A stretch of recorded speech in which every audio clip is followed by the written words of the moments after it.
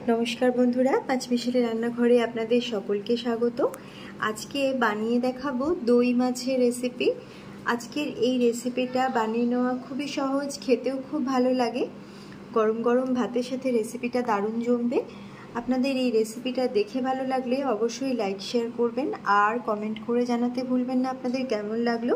আর অবশ্যই চ্যানেলটি সাবস্ক্রাইব করে আমার পাশে থাকবেন। পাশে থাকা বেল আইকনটি ক্লিক করে নেবেন নতুন নতুন রান্নার আপডেট সবার আগে পাওয়ার জন্য। এখন বানিয়ে দেখাচ্ছি দই মাছের রেসিপি।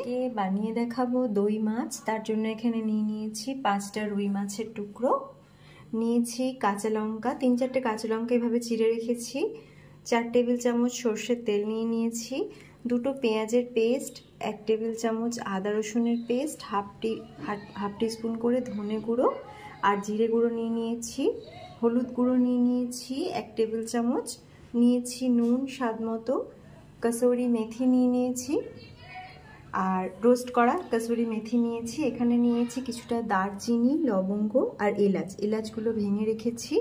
নিয়েছি কাঁচা লঙ্কা 1 টেবিল চামচ, পোস্ত 1 টেবিল চামচ, চারমগজ আর গোটা কাজু নিয়েছি 10-12টার মতো।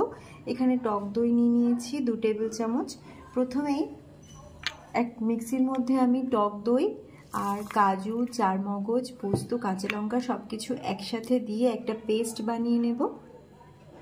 এখন মাছ ভেজে নিতে হবে, তার জন্য নুন আর হলুদ মাখিয়ে রাখছি। আর এখানে পেস্টটা বানিয়ে নিয়েছি, সাথে একটু সর্ষের তেল দিয়ে দিচ্ছি। এবার খুব ভালো করে নুন হলুদ মাখিয়ে নিচ্ছি।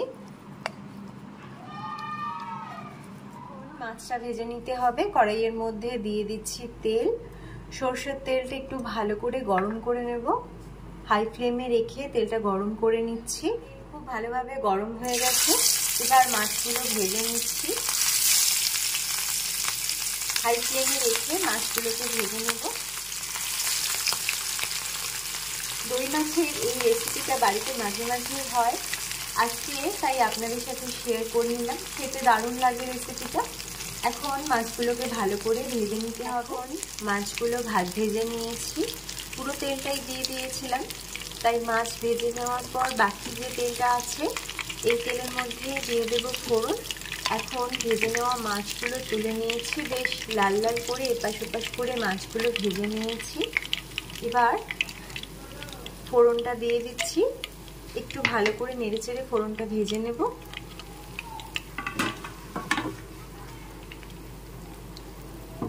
ফোড়ন ভাজার গন্ধ আসছে, এবার দিয়ে দিচ্ছি পেঁয়াজের পেস্ট। একটু নেড়েচেড়ে ভালো করে পেঁয়াজের পেস্টটা ভেজে নিচ্ছি। পেঁয়াজটা একটু নেড়েচেড়ে ভেজে নিয়েছি। এবার সাথে দিয়ে দিচ্ছি আদা রসুনের পেস্ট, সাথে হলুদ গুঁড়ো, আমি এখানে লঙ্কা গুঁড়ো ব্যবহার করিনি, দিয়ে দিচ্ছি ধনে আর জিরে গুঁড়ো। একসাথে মশলাটাকে আবারও কিছুক্ষণ নেড়েচেড়ে কষিয়ে নিতে হবে। মশলাটা খুব ভালোভাবে কষিয়ে নিয়েছি। এবার চারমগজ, পোস্ত, কাজু, কাঁচা লঙ্কা, দই সব দিয়ে যে পেস্টটা বানিয়ে রেখেছি দিয়ে দিচ্ছি। সাথে দিয়ে দিচ্ছি নুন স্বাদ মতো। আরও কিছুক্ষণ ভালো করে মশলাটাকে নেড়েচেড়ে নিতে হবে। এখন মশলাটা ভালো করে মিশিয়ে নিয়েছি। এবার এর মধ্যে একটু চিনি দিতে হবে, তো আমি এখানে দিয়ে দিচ্ছি চিনি। চিনিটা চাইলে আপনারা স্কিপ করতে পারেন, কিন্তু এটা দিলে খেতে ভালো লাগবে, তাই আমি একটু চিনি মিশিয়ে নিলাম। এবার মিক্সির মধ্যে যেখানে আমি মশলাটা রেখেছিলাম ওই মশলার বাটিটা ধুয়ে জল দিয়ে দিলাম। গ্রেভি তৈরি করার জন্য একটু ফুটতে দিচ্ছি। এখন গ্রেভিটা ফুটিয়ে নিয়েছি। এবার দিয়ে দিচ্ছি মাছের টুকরোগুলো।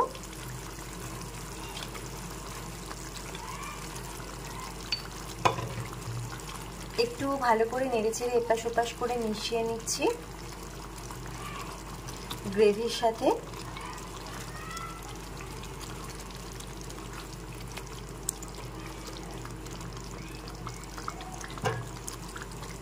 এবার আমি এর মধ্যে দিয়ে দিচ্ছি কাঁচা লঙ্কা, লঙ্কাগুলো চিড়ে রেখেছি,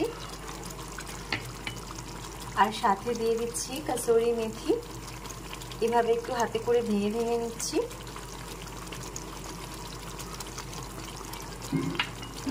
এখন 1 মিনিট ফুটিয়ে নিচ্ছি। হয়ে গেছে 1 মিনিট, একদম রেডি হয়ে গেছে। গ্যাসটা আমি অফ করে দিচ্ছি।